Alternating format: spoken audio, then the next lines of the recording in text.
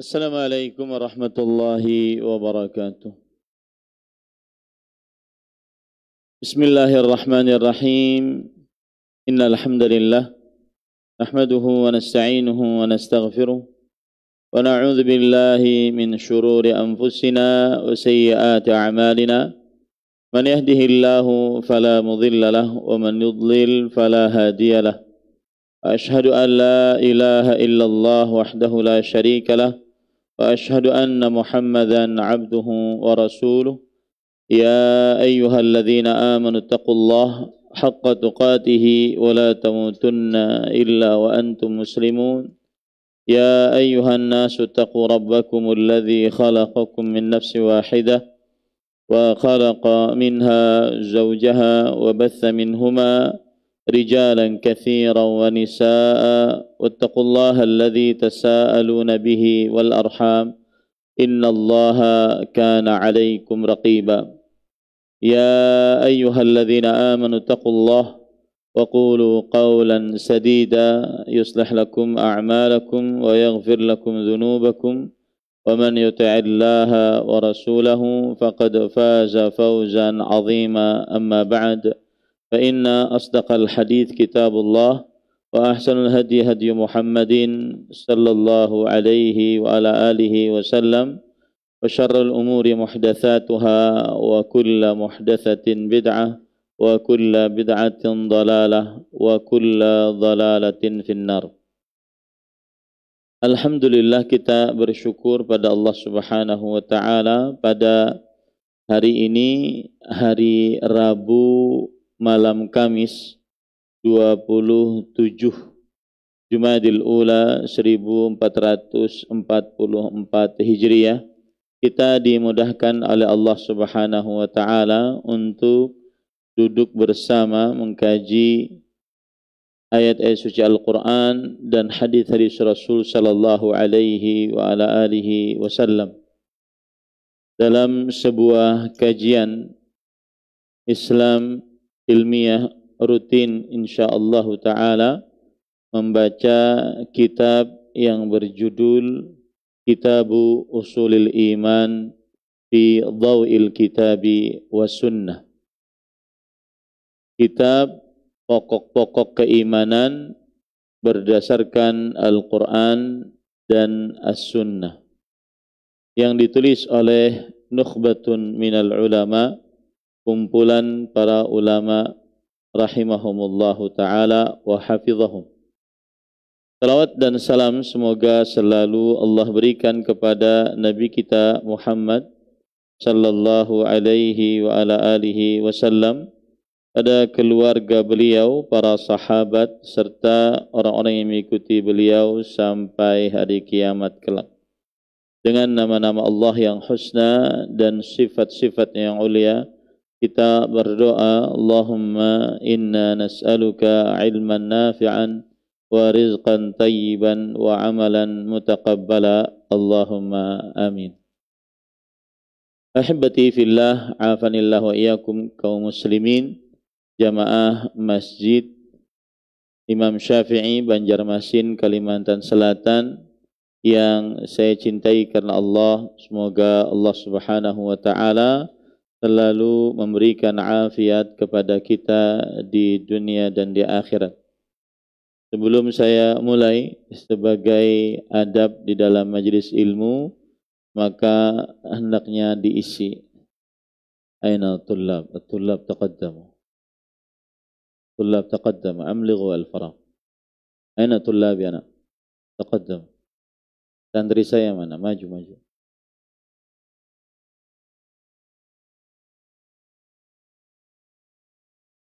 Baik. تقدم.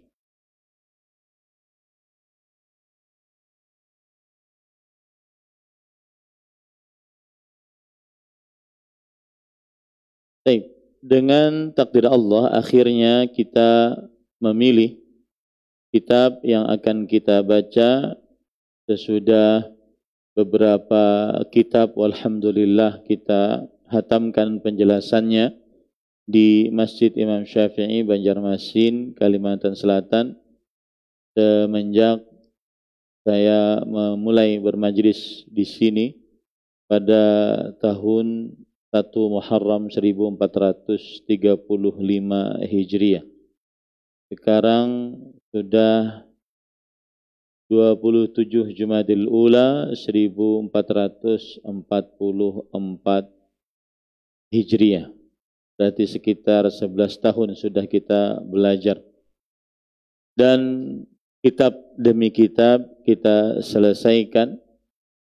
Pada kesempatan kali ini saya memilih kitab yang sudah saya nasihatkan untuk kaum muslimin mempelajarinya.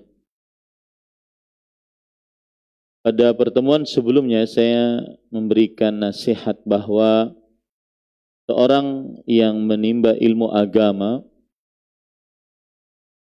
dan jika dia pulang ke rumahnya, dia sebagai suami atau sebagai bapak atau sebagai seorang muslim, dan atau jika dia pulang ke rumahnya dia sebagai istri atau ibu rumah tangga atau seorang muslimah, tidak diproyeksikan di dalam dirinya untuk menjadi seorang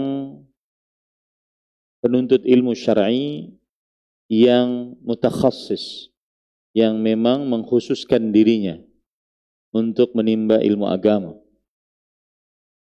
sehingga nanti kelak dia menjadi mahasiswa di dalam bidang agama atau menjadi pendakwah, menjadi ustadz, menjadi pengajar seperti yang saya lakukan sekarang. Maka saya nasihatkan waktu itu, kalau saudara-saudari yang saya cintai karena Allah ini menimba ilmu agama, tujuannya adalah untuk bekal menjadi hamba Allah Subhanahu wa taala dan untuk ilmu dalam menghadapi kehidupan di dunia, maka hendaklah dia memulai dengan rukun iman. Kemudian, atau rukun Islam maksud saya. Kemudian rukun iman. Baru setelah itu dia belajar hal-hal yang sangat penting yang dia tidak boleh lepas darinya, karena dia bekerja di bidang itu. Setelah dia belajar rukun Islam dengan dalil-dalilnya secara sistematis, kemudian belajar rukun iman dengan dalil-dalilnya juga secara sistematis, baru setelah itu dia belajar hal yang dia tidak boleh bodoh di dalamnya, karena dia bekerja di bidang itu. Seperti contohnya misalkan perjalanan terakhir saya sampai ngobrol dengan pramugara di pramugara di pesawat. Kemudian beliau menanyakan beberapa pertanyaan. Pertanyaan-pertanyaan agama yang sangat erat kaitannya dengan bidang kepramugaraan. Nah, ini yang saya maksud. Seorang tidak boleh bodoh di dalamnya, di dalam bidang yang dia bekerja di dalamnya. Baru poin ketiga, dia belajar amaliyah yang merupakan bekal untuk beramal agar kelak mendapatkan pahala di sisi Allah SWT. Tiga ini saja sebenarnya yang semestinya dia pegang. Kalau seandainya dia belajar, duduk di majelis ilmu, misalkan setiap malam Kamis, tujuannya adalah agar menjadi seorang muslim, agar menjadi seorang muslim di atas ilmu agama sehingga bisa beribadah, mengabdi kepada Allah Subhanahu wa taala. Maka cukup rukun Islam dengan dalil-dalilnya secara sistematis, rukun iman dengan dalil-dalilnya secara semasa seperti yang kita akan pelajari. Kemudian ilmu yang dia tidak boleh bodoh di dalamnya karena dia bekerja di dalam bidang itu. Lalu setelah itu bekal-bekal kelak dia di hari kiamat. Itu sudah mencukupi. Beda dengan santri yang kelak diproyeksikan menjadi pendakwah, ustadz, guru, kiai. Ya. Dia memang ada tahapan-tahapan dalam menimba ilmu agama. Seperti bidang ilmu akidah saja. Dia harus belajar al-qawaidul arba', al-usul al-thalatha, 3 landasan pokok. Kemudian setelah itu naik al-qawaidul arba', 4 kaedah memahami syirik dan tauhid. Kemudian naik kitab tauhid, membicarakan tentang jenis-jenis kesyirikan secara mendetil. Kemudian naik kepada Kashfus Syubuhat, Nawaqidul Islam, pembatal-pembatal keislaman, naik akidah wasitiyah, akidah al-tahawiyah, al-tadmuriyah, al-safariniyah, terus ke atas. Ini baru bidang akidah. Karena memang dia harus mendalam. Karena dia kelak menjadi pelita umat. Dia kelak menjadi cahaya bagi umat Islam. Beda dengan kita yang belajar kalau pulang ke rumah sebagai muslim. Memperkaya diri agar bisa mengabdi kepada Allah. Kemudian mengajari anak istri kita secukup dengan ilmu kita. Nah, makanya kesempatan kali ini kita memulai pada hari Rabu 27 Jumadil Ula bertepatan dengan 21 Desember 2022 kita memulai membaca Kitabu Usulil Iman fi Dhaw'il Kitabi was Sunnah.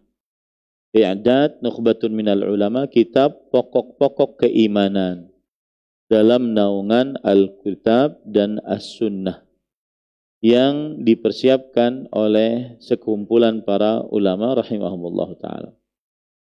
Yang menarik dari kitab ini adalah kitab ini dicetak resmi oleh Kementerian Urusan Agama Islam, Wakaf, Dakwah, dan Penyuluhan. Ini menunjukkan bahwa kitab ini memang kitab rujukan dan disebarkan di tengah kaum muslimin. Kenapa? Karena dicetak oleh Majma' Al-Malik Al-Fahad li Tiba'atil Mushaf Syarif. Di kota Madinah ada percetakan yang bernama Majma' Al-Malik Fahad. Percetakan Raja Fahad untuk mencetak mushaf yang mulia. Selain Al-Quran juga dicetak kitab-kitab yang bermanfaat untuk kaum muslimin. Dan ahibati fillah, a'afanillahu iyyakum, sebelum kita masuk kepada apa yang disebutkan dalam kitab, maka saya ingin ingatkan beberapa poin. Yang pertama, secara umum kitab ini membicarakan tentang rukun iman. Dan kitab-kitab yang membicarakan rukun iman banyak. Akan tetapi mengapa saya memilih kitab ini? Karena nanti setelah rukun iman ada masail mutafarriqah fil aqidah. Permasalahan-permasalahan yang bermacam-macam dalam perkara akidah. Dan ini yang belum didapati di dalam sebuah kitab. Ya, seperti misalkan permasalahan tentang apa bedanya Islam, iman, dan ihsan. Kemudian permasalahan tentang al-wala dan al-bara, apa batasan-batasannya. Kemudian permasalahan tentang hak-hak para sahabat, siapa itu sahabat, apa kewajiban kita, siapa itu ahlul bait, apa kewajiban kita. Kemudian siapa itu khulafaur rasyidin, 10 orang yang jamin masuk surga. Kemudian yang keempat, kewajiban terhadap pemimpin-pemimpin kaum muslimin. Bagaimana kewajiban rakyat terhadap pemimpin kaum muslimin. Kemudian yang kelima, kewajiban berpegang teguh kepada Al-Quran dan Sunnah yang di sana nanti dibahas tentang peringatan perbuatan bid'ah. Nah, ini beberapa permasalahan bermacam-macam yang berkaitan dengan akidah. Maka ini yang menyebabkan saya memilih kitab ini untuk kita baca di dalam Masjid Imam Syafi'i setiap Rabu malam Kamis. Mudah-mudahan Allah Subhanahu wa taala memberikan ilmu yang bermanfaat. Allahumma anfa'na bima 'allamtana wa 'allimna ma yanfa'una wa zidna ilma. Allahumma la ilma lana illa ma 'allamtana wa 'allimna ma yanfa'una wa zidna ilma. Allahumma inna nas'aluka ilman nafi'an wa rizqan tayyiban wa 'amalan mutaqabbala. Allahumma amin. Baik. Di dalam kitab saya sudah share kepada panitia. Apakah sudah ada terjemahannya saya nggak tahu ya. Nah, kalau sudah ada terjemahannya silahkan pilih silahkan disebarkan kepada jamaah sekalian, atau bisa juga disebarkan melalui Facebook akun Imam Syafi'i dan semisalnya. Baik, karena ada terjemahannya ini lebih memudahkan lagi, maka saya ingin dari bagian dakwah Masjid Imam Syafi'i untuk memilih dari seseorang agar bisa nanti membacakan terjemahannya setelah saya baca bahasa Arabnya. Nah, ada sekarang orangnya belum dipilih ya. Baik, kalau begitu saya memulai membaca muqaddimah dahulu. Dan tadi saya bertanya kepada saudara Irsyad, ada nggak yang pintar bahasa Arab di Masjid Imam Syafi'i? Nggak ada, Ustaz. Saya bilang miskin ini. Miskin sebanyak ini kaum muslimin nggak ada yang bisa membaca kitab bahasa Arab.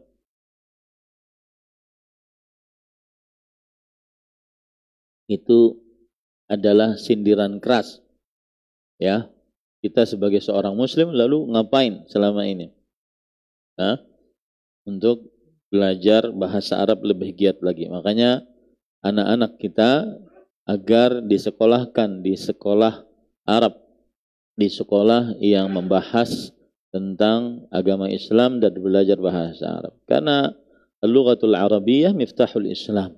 Bahasa Arab adalah kunci agama Islam. Yang tidak bisa bahasa Arab jangan ngajar. Ya, belajar dulu. Nah, baik. Kita mulai dengan bismillah. Penulis Bismillahirrahmanirrahim. Di dalam kitab dituliskan Bismillahirrahmanirrahim, maka ini adalah termasuk dari mencontoh apa yang ada di dalam Al-Quran, yaitu Al-Quran dimulai tulisan pertamanya dalam mushaf buku Al-Quran adalah Bismillahirrahmanirrahim. Kemudian juga mencontoh apa yang dilakukan oleh Nabi Muhammad sallallahu alaihi wa ala alihi wasallam, yaitu beliau menulis surat senantiasa dengan Bismillahirrahmanirrahim. Yaitu ketika beliau mengirim surat kepada Heraklius, Bismillahirrahmanirrahim, min Muhammadin abdillahi wa rasulih ila Hiraql azimir Rum, salamun ala man ittaba'al huda. Bismillahirrahmanirrahim, dari Muhammad Abdullah dan Rasulnya kepada Heraklius, pemimpin yang agung dari Romawi, semoga keselamatan atas siapa saja yang mengikuti petunjuk. Hadis riwayat Bukhari dari sahabat Nabi Abdullah bin Abbas radhiyallahu anhu. Kemudian juga penulisan Bismillahirrahmanirrahim karena ingin mengambil berkah dari nama Allah Subhanahu wa taala. Yaitu di dalam Bismillahirrahmanirrahim ada 3 nama Allah, yaitu Allah, Ar-Rahman, dan Ar-Rahim. Maka ketika seseorang mengucapkan Bismillahirrahmanirrahim di dalam suratnya, di dalam perbuatannya, ucapannya, maka itu berarti dia sedang memohon kepada Allah Subhanahu wa taala keberkahan. Makanya para ulama rahimahumullah taala ketika menafsiri Bismillahirrahmanirrahim, mereka mengatakan Bismillahi aqra. Misalkan ya, dengan nama Allah aku membaca. Maksudnya adalah dengan nama Allah Subhanahu wa taala aku meminta keberkahan saat aku membaca. Nah, ini sama dengan kitab ini ditulis pertama kali dengan Bismillahirrahmanirrahim aktub. Artinya dengan nama Allah Subhanahu wa taala aku memohon keberkahan saat aku menulis. Dan para ikhwan yang dirahmati oleh Allah Subhanahu wa taala, kebiasaan para salafus saleh ini yang keempat, yaitu kebiasaan para salafus saleh, mereka senantiasa memulai kitab mereka dengan Bismillahirrahmanirrahim, seperti yang dilakukan oleh Imam Bukhari rahimahullahu taala di dalam kitab As-Sahih Al-Musnad, kitab Sahih Bukharinya. Yang pertama kali tertulis adalah Bismillahirrahmanirrahim. Kemudian juga sebab yang kelima adalah karena ada sebuah hadis yang para ulama mengamalkannya meskipun derajatnya lemah, yaitu hadis riwayat Imam Ibnu Majah dari sahabat Nabi Abu Hurairah radhiyallahu anhu, kullu amrin dhi balin la yubda'u fihi bi bismillah bahwa aqta. Setiap perkara yang penting yang tidak dimulai dengan bismillah, maka dia adalah terputus. Maksudnya terputus dari barakah. Maka usahakan semua-muanya pakai bismillah. Mau duduk, mau bangun, mau berjalan, mau keluar, mau masuk, kecuali di tempat-tempat dan pekerjaan-pekerjaan yang tidak layak diucapkan kata bismillah. Jadi itu 5 sebab mengapa kitab ini dimulai dengan 5 perkara. Sebab yang pertama apa tadi? Karena mencontoh Al-Quran. Sebab yang kedua, mensuri tauladani Rasulullah Sallallahu Alaihi Wasallam di dalam surat beliau. Sebab yang ketiga adalah karena mengambil berkah dari nama Allah di dalam Bismillahirrahmanirrahim. Sebab yang keempat, mencontoh para ulama salafus saleh saat menulis kitab seperti Imam Bukhari rahimahullah. Yang kelima adalah mengamalkan hadis yang diamalkan oleh para ulama meskipun hadisnya lemah. Kemudian para ikhwan yang dirahmati oleh Allah Subhanahu wa taala, arti Bismillahirrahmanirrahim sebagaimana yang sudah saya sebutkan tadi adalah yaitu Bismillahi aqra atau Bismillahi aktub. Setiap orang yang memulai sesuatu dengan bismillah, maka kemudian dia ada sesuatu yang tersembunyi di sini. Ya, sesuai dengan perbuatan yang dia sedang lakukan. Misalkan mau makan bismillah. Jadi yang tersembunyi adalah akul. Bismillah saya makan. Kemudian atau bismillahi anam. Dengan nama Allah saya tidur. Ya. Bismillahi ashrab. Dengan nama Allah saya minum. Bismillahi arkab. Dengan nama Allah Subhanahu wa taala saya menaiki kendaraan dan seterusnya. Jadi ada kata yang tersembunyi dalam ucapan seseorang bismillah. Maksudnya adalah seperti yang saya ungkap tadi, saya memohon kepada Allah dengan nama-nama Allah keberkahan dalam makan saya, dalam tidur saya, dalam minum saya, dalam naik saya ke kendaraan. Nah, itu maksud dari apabila ada orang memulai bismillah di awal Di awal perbuatannya.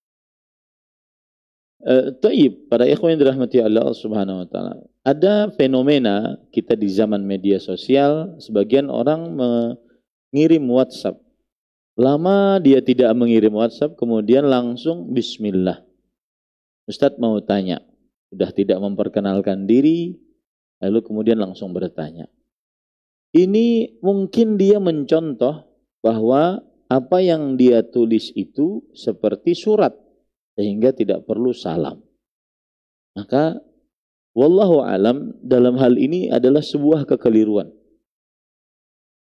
Lebih baik dia ketika baru memulai, misalkan sudah berganti hari, kemudian seakan-akan kita berpisah, maka lebih baik dia memulai assalamualaikum warahmatullah. Baru setelah itu mengucapkan bismillah. Atau langsung memperkenalkan diri. Ya. Maka karena ucapan bismillah dan sebelumnya tidak ada hubungan sama sekali, dan kemudian dikiaskan dengan surat yang ditulis oleh Rasulullah SAW, maka ini kurang tepat.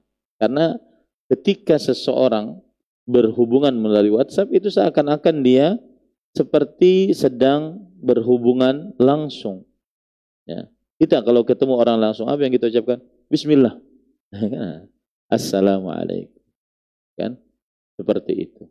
Enggak, saya tidak tahu siapa yang menjelaskan WhatsApp dengan bismillah tanpa salam, saya tidak tahu. Tetapi lebih baik salam dulu, kemudian setelah itu baru dia mengucapkan apa yang ingin dia ucapkan. Baik. Kemudian penulis mengatakan al-muqaddimah, pendahuluan. Alhamdulillahilladzi akmala lana ad-din wa atamma alaina an-ni'mah. Pendahuluan ini adalah pendahuluan yang ditulis oleh percetakan. Ya, yang ditulis oleh percetakan. Tapi di dalamnya terdapat pembicaraan yang penting, makanya saya baca. Alhamdulillahilladzi akmala lana ad-din wa atamma alaina an-ni'mah.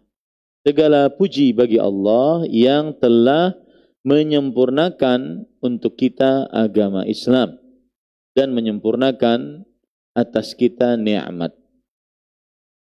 Dan ini sesuai dengan surat Al-Maidah ayat 3.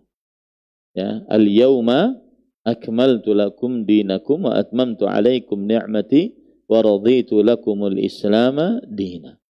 Hari ini kusempurnakan agama kalian dan kusempurnakan atas kalian nikmatku dan kuridhai Islam sebagai agama. Dan penyempurnaan Islam sebagai agama sehingga tidak perlu tambahan, pengurangan, renovasi, inovasi. Ini adalah termasuk kasih sayang Allah terhadap umat manusia. Makanya ini termasuk nikmat yang sangat besar dari Allah Subhanahu wa taala. Wa ja'ala ummatana ummatal Islam khaira ummah. Ini sesuai dengan ayat Al-Qur'an. Kuntum khaira ummatin ukhrijat linnas ta'muruna bil ma'ruf wa tanhauna 'anil munkar. Yang artinya kalian adalah sebaik-baik umat. Khaira ummah. Sebaik-baik umat. Ini disebutkan oleh Allah Subhanahu wa taala dalam surat Ali Imran ayat 110. Kapan menjadi sebaik-baik umat? Ketika ta'muruna bil ma'ruf wa tanhauna 'anil munkar wa tu'minuna billah. Memerintahkan kepada yang ma'ruf, mencegah dari yang mungkar dan beriman kepada Allah Subhanahu wa taala. Ini termasuk nikmat Allah juga, menjadikan umat Islam sebagai sebaik-baik umat.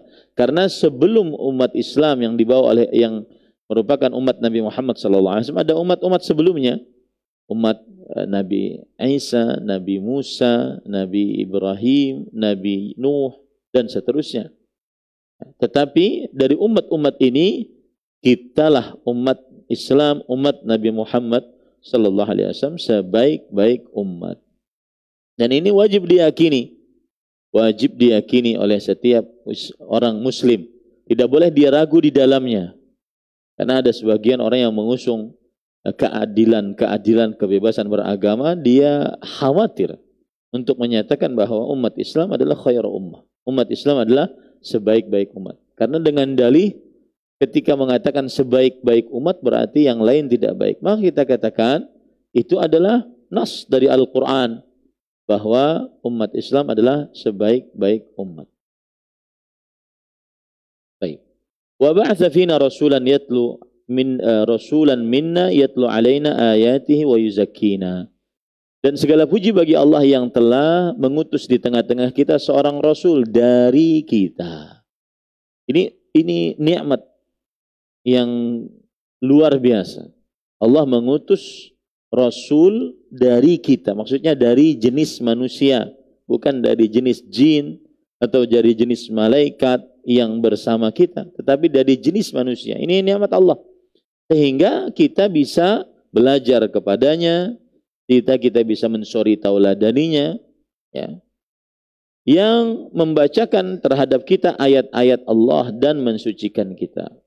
Wa yu'allimuna al-kitaba wal hikmah, dan mengajari kepada kita al-kitab dan al-hikmah. Al-kitab dan al-hikmah ini adalah Al-Quran dan Sunnah. Dan para ikhwan yang dirahmati oleh Allah Subhanahu wa taala, disebutkan dalam Al-Quran bahwasanya Al-Kitab dan Al-Hikmah di sini maksudnya adalah Al-Quran dan Sunnah. Seperti misalkan dalam surat Al-Baqarah ayat 129, wa yu'allimuhumul kitaba was sunnah wa yuzakkihim wa yu'allimukumul kitaba was sunnah. Ayat Al-Baqarah 129, Al-Baqarah 151, ya, banyak hikmah-hikmah yang dimaksud di sini. Al-Quran dulu. Al-Kitab di sini maksudnya adalah Al-Quran. Al-Hikmah di sini maksudnya adalah Sunnah Rasul Sallallahu Alaihi Wasallam. Dan itu nikmat Allah Subhanahu Wa Taala kepada kita, bahwa Rasulullah Sallallahu Alaihi Wasallam mengajarkan kepada kita Al-Kitab dan Al-Hikmah. Makna Al-Hikmah di sini apa? As-Sunnah. Wassalatu wassalamu ala man arsalahu Allahu lil alamin rahmah wa nabiyyina Muhammadin wa ala alihi wa sahbihi amma ba'd. Semoga salawat dan salam atas yang arsalahullah, yang diutus oleh Allah Subhanahu wa taala sebagai rahmat untuk alam semesta. Sebagaimana firman Allah Subhanahu wa taala yang berbunyi, "Wa ma arsalnaka illa rahmatan lil alamin." Tidaklah kami utus engkau wahai Muhammad sallallahu alaihi wasallam kecuali sebagai rahmat untuk alam semesta. Nanti saya akan jelaskan apa maksud rahmat di sini. Rahmat di sini bukan berarti mendiamkan yang salah. Rahmat di sini bukan berarti tidak boleh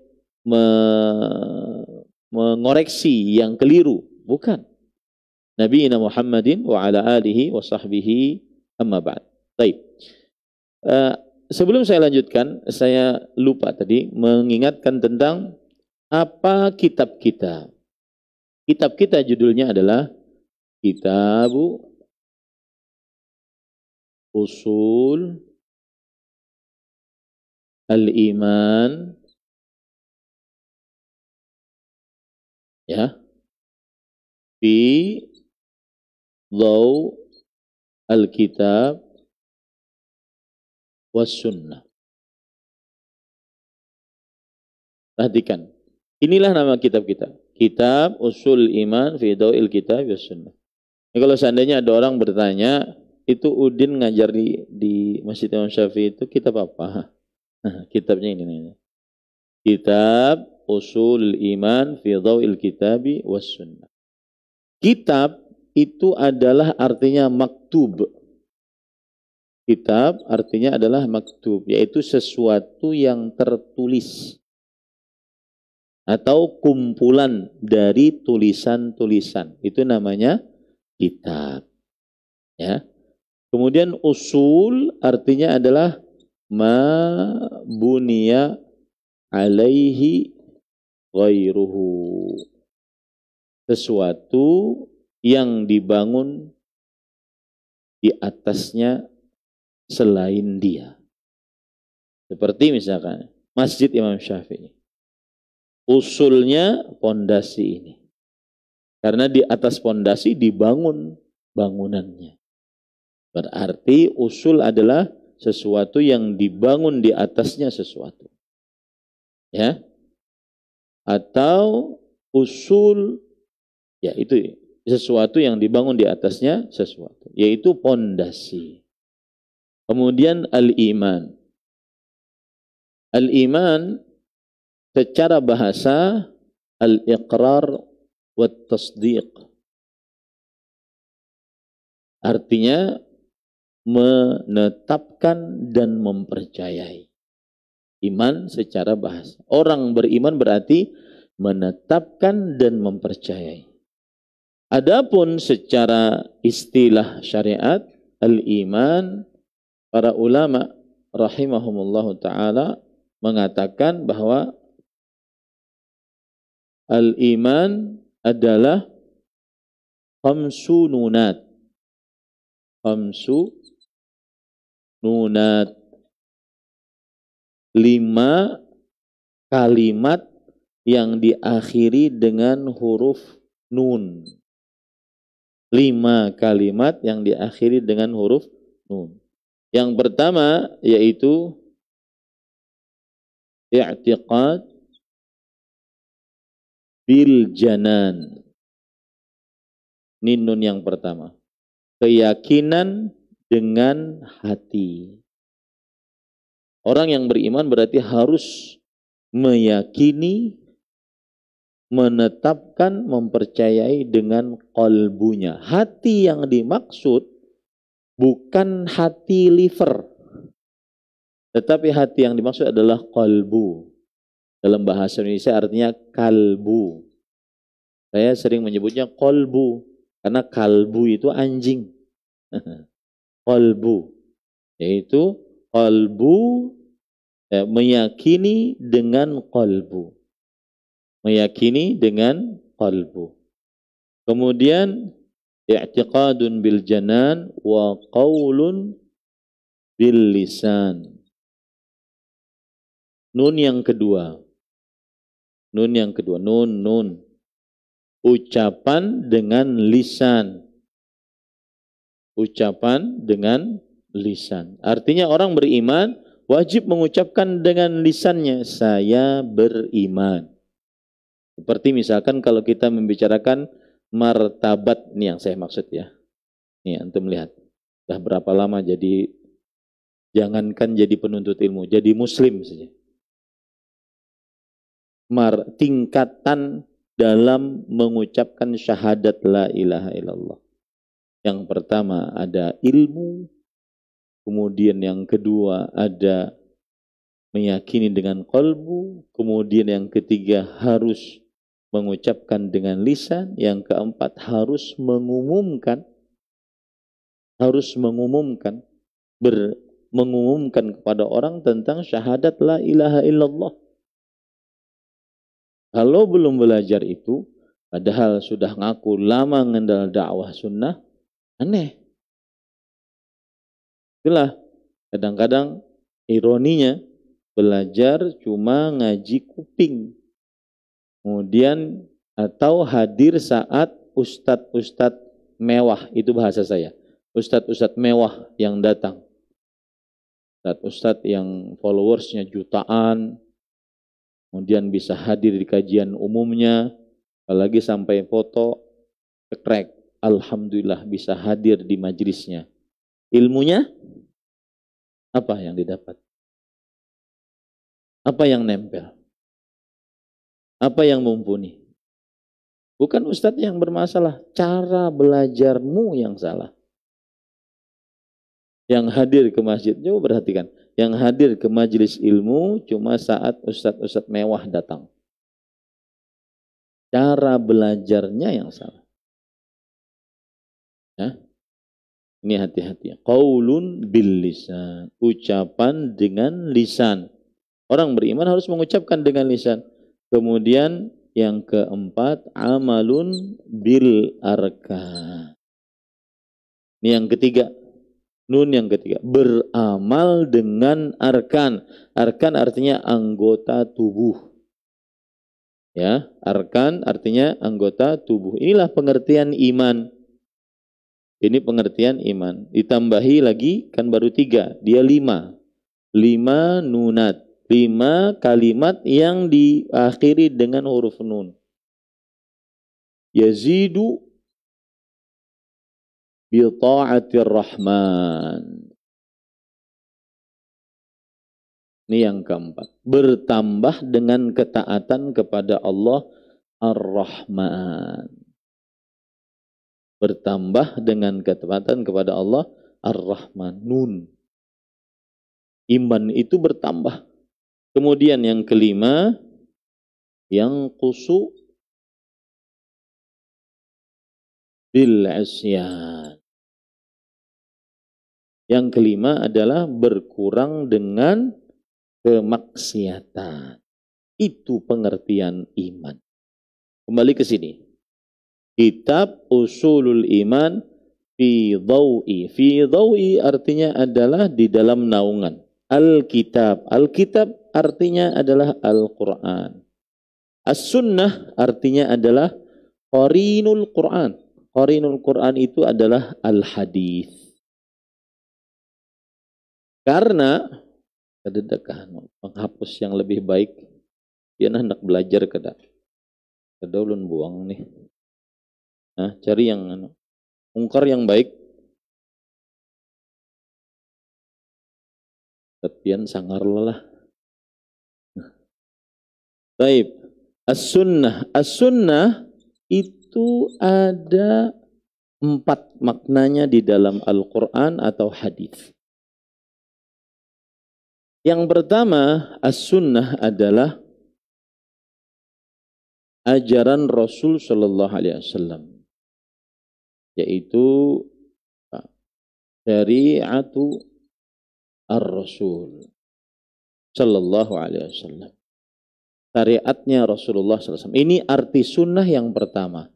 Arti sunnah yang kedua yang kita bahas ini, yaitu as-sunnah adalah qarinul Quran. Teman dekatnya dengan Al-Quran. Seperti orang mengatakan permasalahan ini dalilnya berdasarkan Al-Quran dan sunnah. Berarti sunnah di sini maksudnya adalah qarinul Quran, maksudnya adalah al-hadis. Hadis artinya adalah ma udhifa ila Nabi sallallahu alaihi wasallam min qaulin aw fi'lin aw taqririn sifatin khalqiyatin aw khuluqiyatin. Apa saja yang disandarkan kepada Nabi Muhammad SAW berupa ucapan, perbuatan, persetujuan, sifat, baik jasmani ataupun akhlak. Itu hadis. Nah, ini yang kita maksud di dalam naungan Al-Quran dan Sunnah. Sunnah yang dimaksud adalah apa? Hadis. Baik. Arti Sunnah yang ketiga adalah muqabilul bid'ah. Kebalikan dari bid'ah. Ya. Amalan ini sesuai sunnah. Amalan ini bid'ah. Ya. Sunnah berarti kebalikan dari bid'ah. Bid'ah sesuatu yang baru yang tidak ada syariatnya dari Rasulullah SAW. Sunnah berarti yang ada syariatnya dari Rasulullah SAW.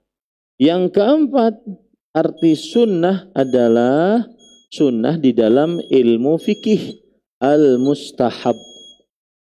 Salat sunnah, salat wajib. Nah, ini 4 arti sunnah dalam Islam. Dan itulah makna dari kitab kita. Kitab Usulul Iman fi Dhawil Kitabi was Sunnah. Kitab pokok-pokok keimanan. Di dalam dengan naungan Al-Quran dan Sunnah. Al-Quran dan hadis Rasul Sallallahu Alaihi Wasallam. Nah, silakan Adzan.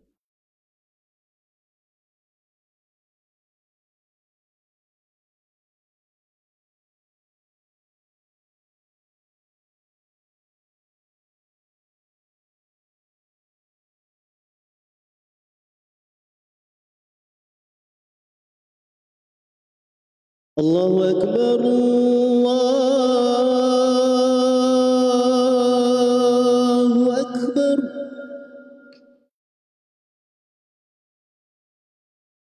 Allahu Akbar, Allahu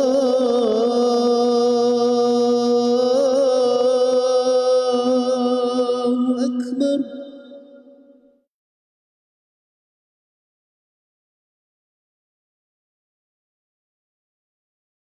أشهد أن لا إله إلا الله.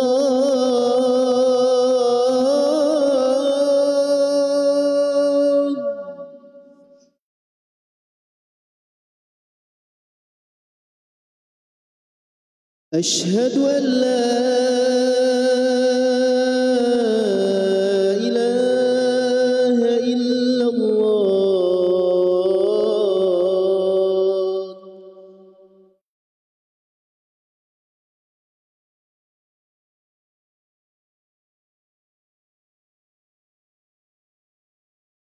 أشهد أن محمدًا رسول الله.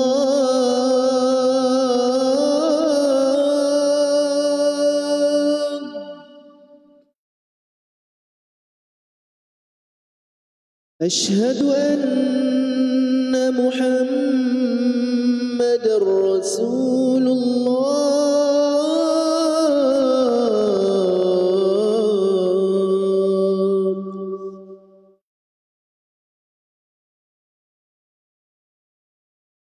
حي على الصلاة.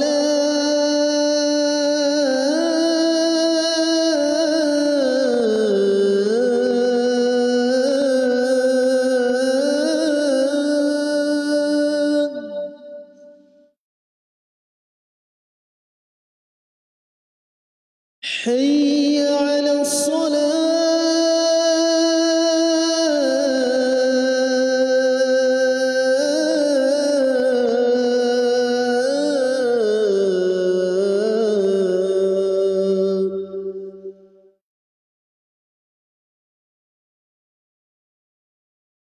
حي على الفلاح.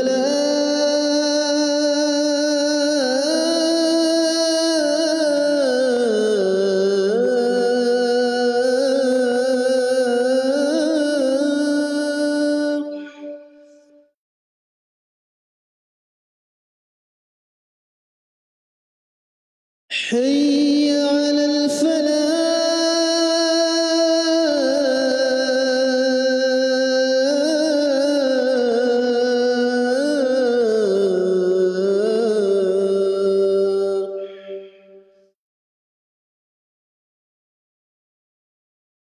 الله أكبر، الله أكبر.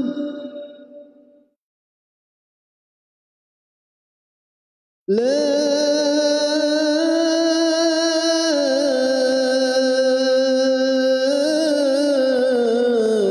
إله إلا الله.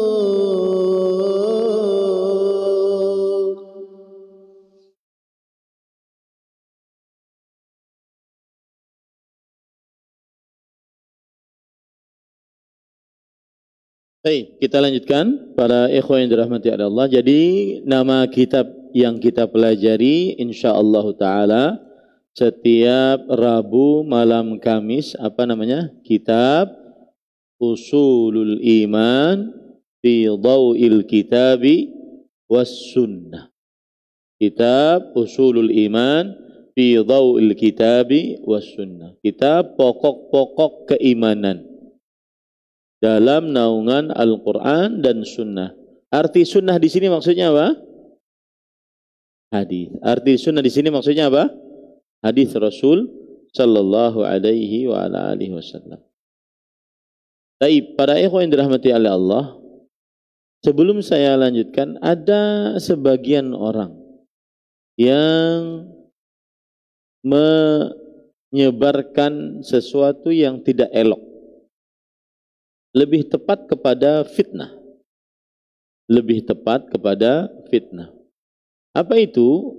Yaitu dakwah salaf adalah dakwah yang mengajak kepada memahami Al-Quran dan hadis dengan pemahaman para salafus saleh.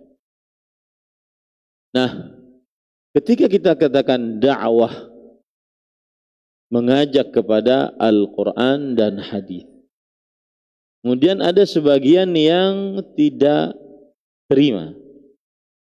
Kata mereka itu orang-orang salafi, mereka mengajak manusia umat Islam untuk bersandar kepada Al-Quran dan Sunnah, tetapi tidak bersandar kepada perkataan para ulama. Ini adalah fitnah dan ini adalah sebuah kekeliruan. Ya. Maka yang benar adalah Allah Subhanahu wa taala di dalam Al-Qur'an memerintahkan kita kalau terjadi perselisihan di tengah-tengah manusia, maka kembalilah kepada Al-Qur'an dan Sunnah.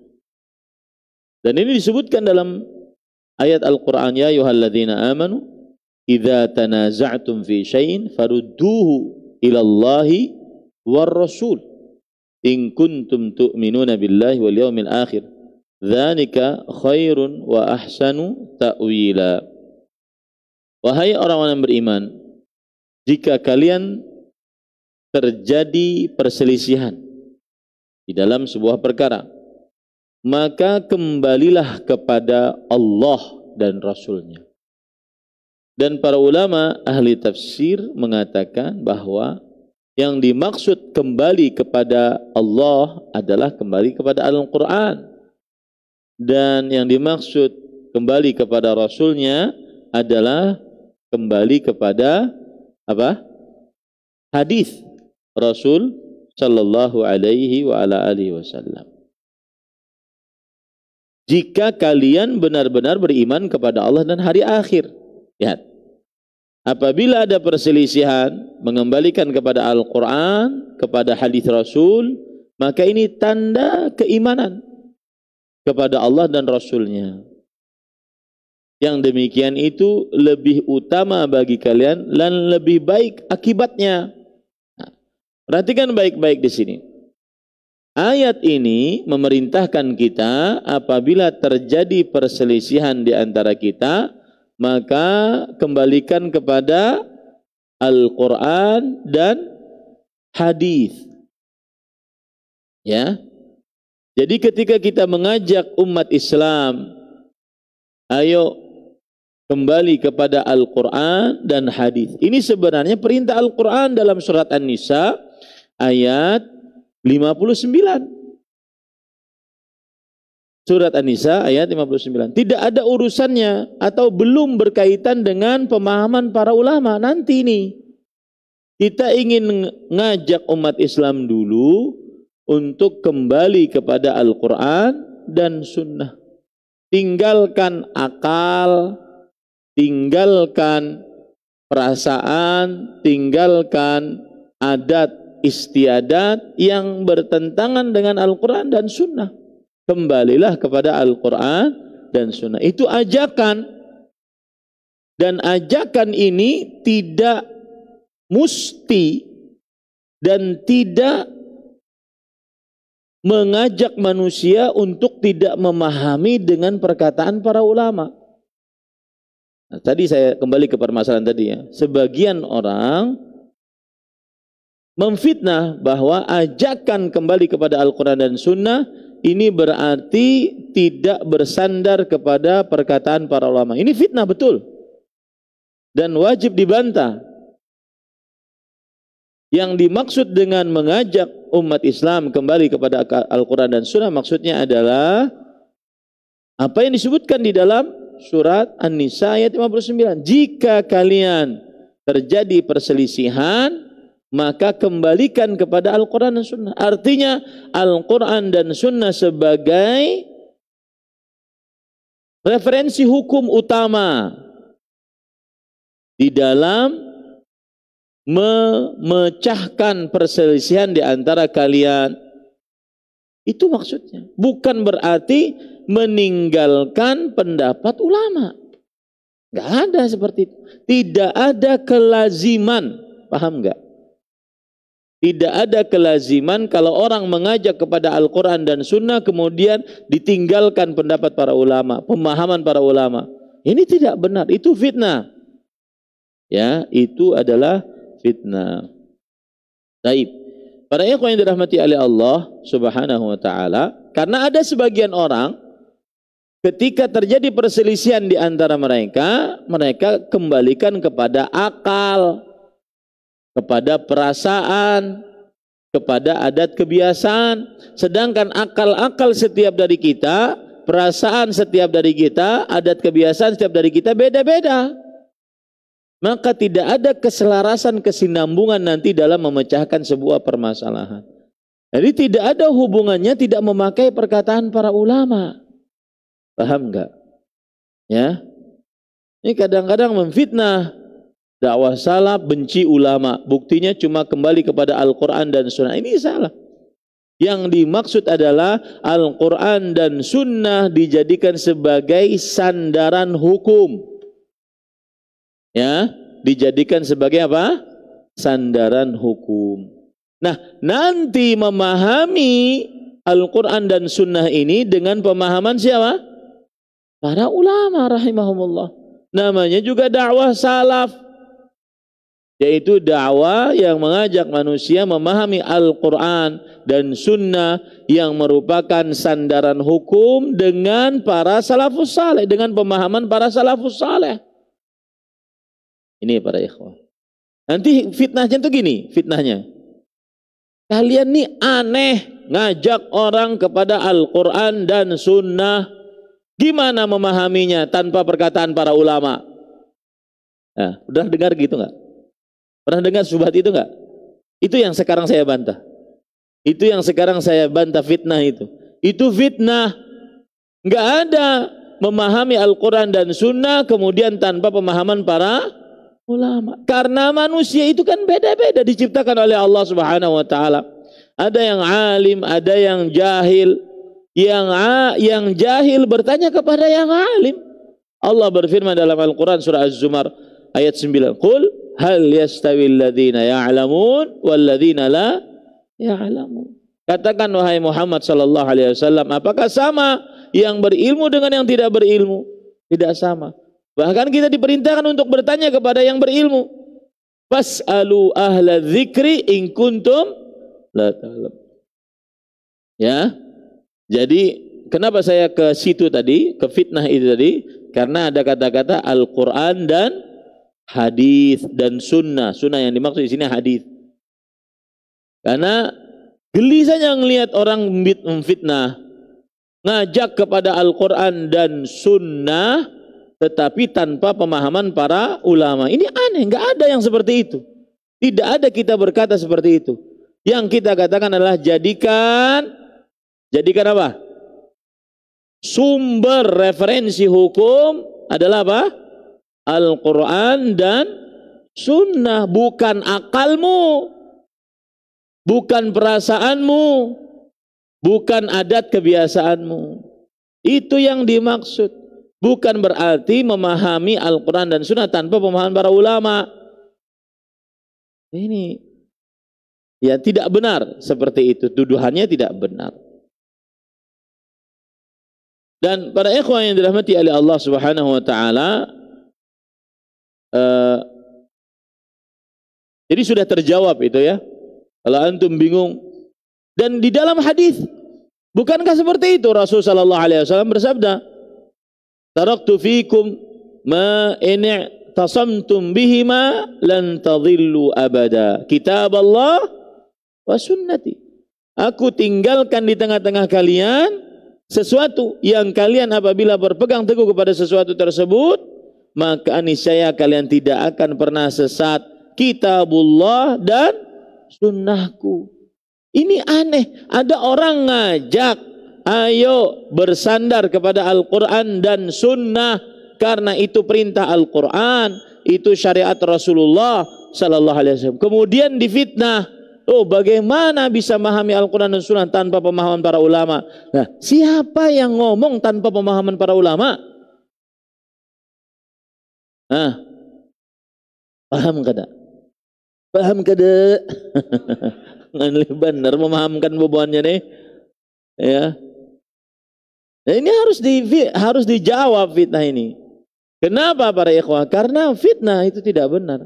Tidak bisa kita memahami Al-Quran dan Sunnah tanpa merujuk kepada pemahaman para ulama.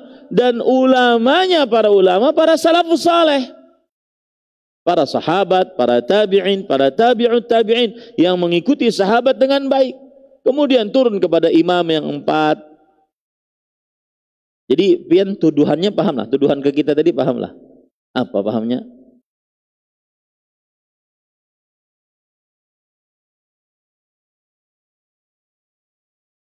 Dituduh cuma bersandar kepada Al-Quran dan Sunnah tanpa dengan pemahaman para ulama. Ini tuduhan, fitnah, tidak benar. Ya. Dan itu adalah konsumsi makanan paling empuk untuk orang-orang yang awam. Untuk orang-orang yang awam. Itu memecah belah kaum muslimin. Itu tidak sesuai dengan Al-Quran dan Sunnah Rasulullah SAW.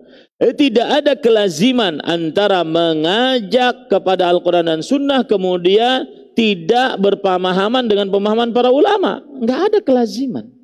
Ayo bersandar kepada Al-Quran dan Sunnah. Bukan berarti meninggalkan pemahaman para ulama, tapi jadikanlah Al-Quran dan Sunnah sebagai sandaran hukum. Paham kada? Ya, ini para ikhwan yang dirahmati oleh Allah Subhanahu wa taala. Nah, kemudian ada tadi kata-kata yang terakhir, wassalatu wassalamu ala man arsalahu Allahu lil alamin rahmah. Semoga salawat dan salam atas seseorang yang Allah Subhanahu wa taala utus untuk alam semesta sebagai rahmat. Ini sesuai dengan ayat Al-Qur'an yang berbunyi wa ma arsalnaka illa rahmatan lil alamin. Tidaklah kami utus engkau kecuali untuk rahmat atas alam semesta. Surat Al-Anbiya ayat 107. Sini saya ingin mengingatkan kata-kata rahmatan lil alamin. Lihat baik-baik. Kata-kata rahmatan lil alamin. Coba kita baca tafsirannya di dalam tafsir Imam Ibnu Katsir rahimahullah. Beliau berkata, yukhbiru ta'ala anna Allah ja'ala Muhammadan sallallahu alaihi wasallam rahmatan lil alamin, ay arsalahu rahmatan lahum kullahum. Faman qabila hadhihi ar-rahmata wa syakara hadhihi an-ni'mata as-sa'ida fid dunya wal akhirah. ومن ردها وجحدها خسر في الدنيا والآخرة كما قال تعالى ألم تر إلى الذين بدلوا نعمة الله كفرا وأحلوا قومهم دار البوار جهنم يصلونها وبئس القرار وقال تعالى في صفة القرآن قل هو للذين آمنوا هدى والشفاء والذين لا يؤمنون في آذانهم وقر وهو عليهم أما أولئك ينادون في مكان بعيد. Kemudian beliau meriwayatkan sebuah hadis. Abu Hurairah ditanya, Rasulullah SAW ditanya, ya Rasulullah, ud'u alal musyrikin, qala inni lam ubath la'anan wa innama bu'ithtu rahmatan, infarada bi ikhrajihi Muslim, wa fil hadithil akhar innama ana rahmatun muhdad. Baik, sekarang perhatikan baik-baik, saya artikan. Allah mengabarkan bahwa Allah menjadikan Nabi Muhammad SAW sebagai rahmat untuk alam semesta, yaitu Allah mengutus Nabi Muhammad SAW untuk rahmat bagi mereka seluruhnya. Lihat ya, bagi mereka seluruhnya. Di sini nanti masuk syubhatnya. Barang siapa yang menerima rahmat ini dan bersyukur atas rahmat ini, dia akan bahagia di dunia dan akhirat. Siapa yang menolak rahmat ini dan mengingkari rahmat ini, maka dia akan rugi di dunia dan di akhirat. Sebagian orang mempunyai syubhat dengan kata-kata rahmatan lil alamin. Gara-gara rahmatan lil alamin, maka tidak perlu amar ma'ruf nahi mungkar. Gara-gara rahmatan lil alamin, maka semua agama sama. Ini syubhat-syubhat mereka nih. Gara-gara rahmatan lil alamin, tidak boleh kita menguatkan pendapat dan melemahkan pendapat yang lain. Karena kita ini adalah rahmatan lil alamin. Ini tidak benar semua. Rahmatan lil alamin maksudnya adalah siapa yang mengikuti Rasulullah SAW dia akan dapat rahmat, bahagia setelahnya di dunia dan akhirat. Bukan berarti semua agama sama karena rahmatan lil alamin. Bukan berarti di sana syirik kemudian dibiarkan saja rahmatan lil alamin. Datang dari mana tafsiran begitu? Di sana bid'ah kemudian rahmatan lil alamin. Ya ada. Ya. Bukankah kita menjadi umat terbaik ketika ada amar ma'ruf nahi mungkar? Intinya rahmatan lil alamin adalah syariat Rasulullah itu kalau diikuti menjadi kasih sayang untuk alam semesta. Bukan berarti siapa yang ingin mengikuti syariat Rasulullah maka silahkan, yang tidak ingin mengikuti syariat Rasulullah juga dipersilahkan. Kenapa? Karena Rasul sallallahu alaihi wasallam rahmatan lil alamin. Bedalah dua macam itu. Ya, pahamlah? Ini para ikhwah, hati-hati syubhat ini. Sebagian orang mengatakan Rasul sallallahu alaihi wasallam rahmatan lil alamin. Sudah, berarti yang beragama Nasrani bujur aja jalannya jatuh jauh sedikit. Kenapa? Rahmatan lil alamin. Yang minum khamar, berjudi, mencuri, berzina, tambah lagi perbuatan bid'ah, tambah lagi di atasnya syirik, biarkan saja. Kenapa? Rahmatan lil alamin. Bukan itu maksud rahmatan lil alamin walai. Tetapi maksudnya adalah ajaran Rasul sallallahu alaihi wasallam jika diikuti maka mendatangkan rahmat untuk alam semesta. Yang tidak mengikutinya berarti dia rugi dunia akhirat.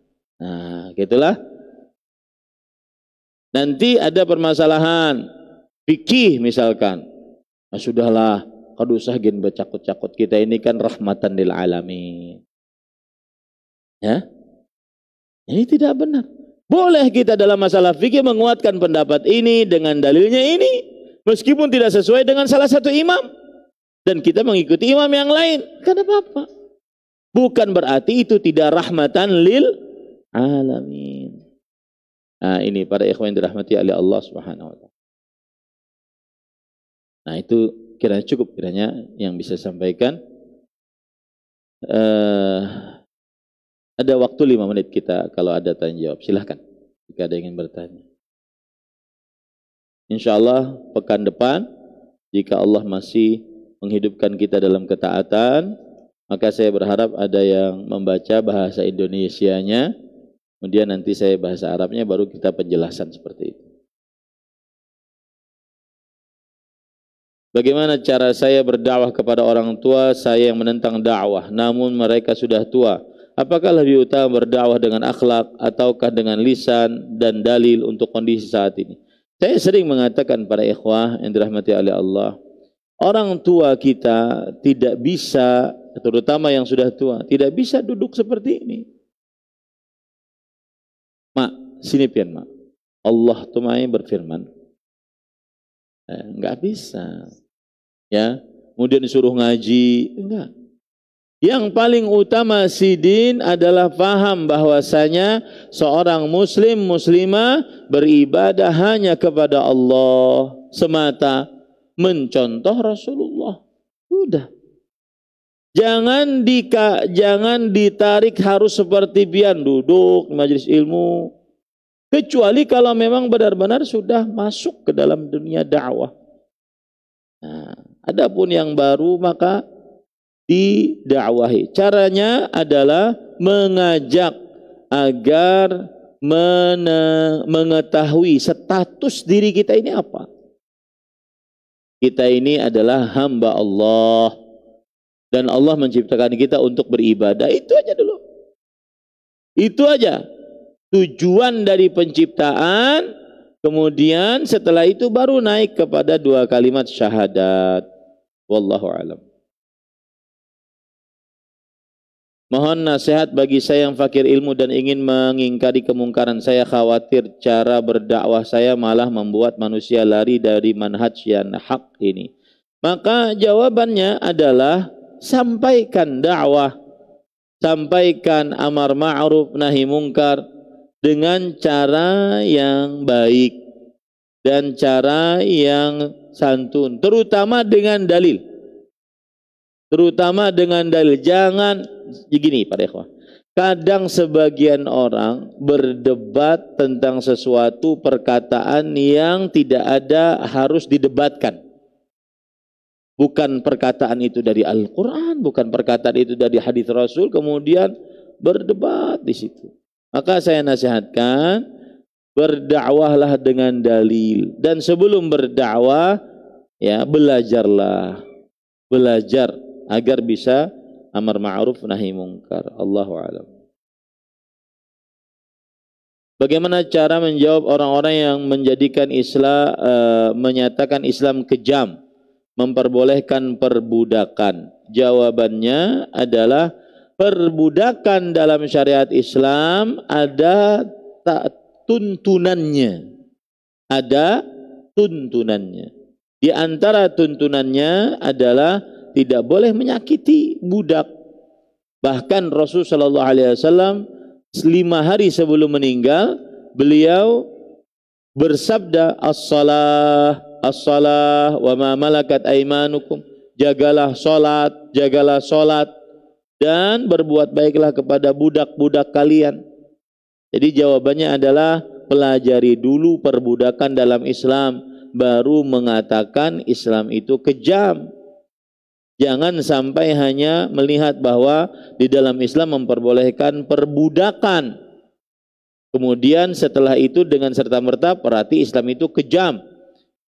Maka kita katakan jawabannya adalah pelajari perbudakan dalam Islam sehingga Anda akan tahu bagaimana Islam memuliakan budak. Yang kedua, perbudakan bukan syariat Islam yang dibawa oleh Nabi Muhammad SAW saja, tetapi juga sebelumnya juga ada perbudakan. Di agama Yahudi, agama Nasrani ada perbudakan. Apakah mereka juga dituduh kejam? Tidak. Ternyata tuduhannya untuk agama Islam saja. Allahu a'lam. Apakah benar Ustadz, nanti di akhir zaman jumlah perempuan lebih banyak, tapi laki-laki sampai banding 1 laki-laki dengan 50 perempuan? Bujur. Benar. Tapi gasan apa pian betakun? Benar itu. Ya, ada hadis Rasulullah SAW, ar-rajulul wahid qayyimun li 50 imra'ah. Satu laki-laki pemimpin bagi 50 perempuan. Bukan berarti boleh menikah dengan 50 perempuan. Ya, bukan. Tetapi menikah hanya batasannya 4. Itu pun yang wani. Yang kada wani sudah hai. Nikmati jenang sikong. Cukup ya. Kita cukupkan dengan kafaratul majlis. Subhanakallah bihamdika asyhadu an la ilaha illa anta astaghfiruka wa atubu ilaik. Sallallahu nabiyana Muhammad walhamdulillahirabbil alamin. Wassalamualaikum warahmatullahi wabarakatuh.